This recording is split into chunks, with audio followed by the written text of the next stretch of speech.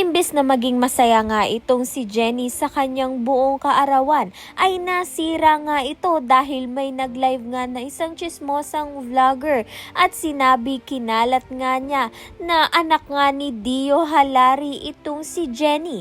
Kaya naman nga't laking gulat ng mga bisita at mga fans nga nito ng Yumi.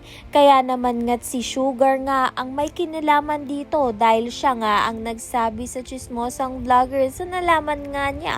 Sa kabilang banda naman nga, sa pilitan ngang si Megan ay dumalo nga sa birthday party nga nito ni Jenny dahil may responsibilidad nga siya dahil parte nga siya ng grupo ng Yumi. Binigyan nga niya ng birthday message ito ngang si Jenny at hindi nga naging maganda ang kanyang mga sinabi, kaya naman nga't napailing na nga lang itong si Jenny.